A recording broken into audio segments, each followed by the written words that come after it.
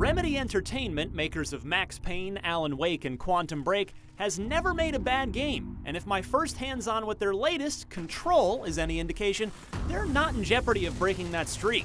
In the same way that Max Payne basically forced you to always keep moving, Control does the same, but adds in a bunch of superpowers, a bizarre and compelling setting, and gleefully rips the environment to shreds in the process. My first hands-on with it was everything I hoped for.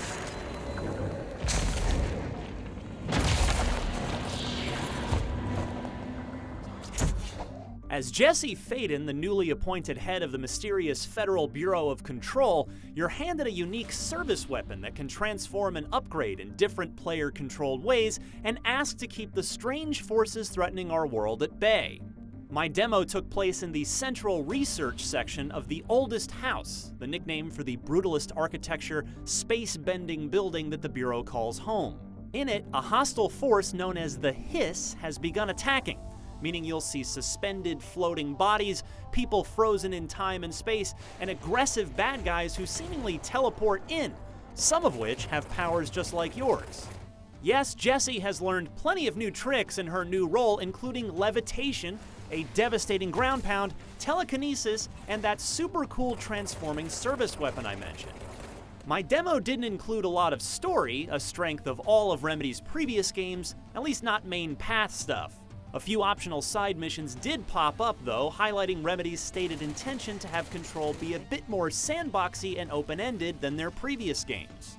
But make no mistake, this first hands-on demo was all about combat.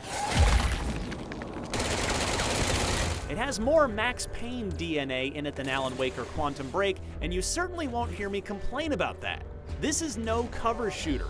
I died when I tried to hang back and wait for things to calm down. Your health won't recharge here. Instead, killing enemies and soaking up the white bits of life force they drop is how you stay alive and keep moving. Levitation is critical for both combat and traversal. You can hover in the air or hold the button down to hover higher.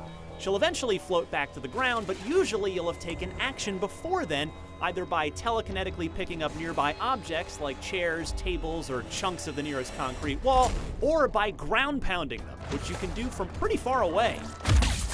It's awesome to see parts of walkways explode in a puff of concrete confetti if you either power slam into the right spot, or that walkway happens to be in the path of where you're ultimately zooming towards.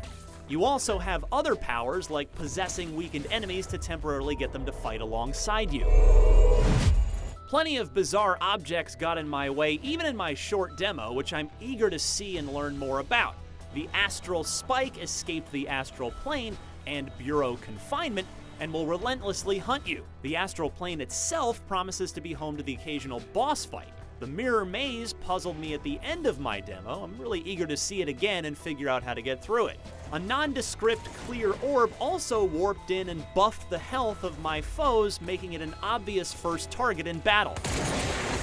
Framerate slowdown bogged my PS4 Pro demo, but as Control won't be released until August 27th, Remedy earns the benefit of the doubt for now.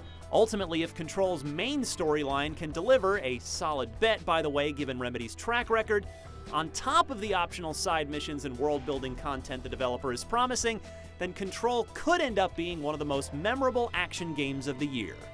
For more on Control, check out the reveal trailer from last year's E3, and for everything in the world of gaming and entertainment, stick with IGN.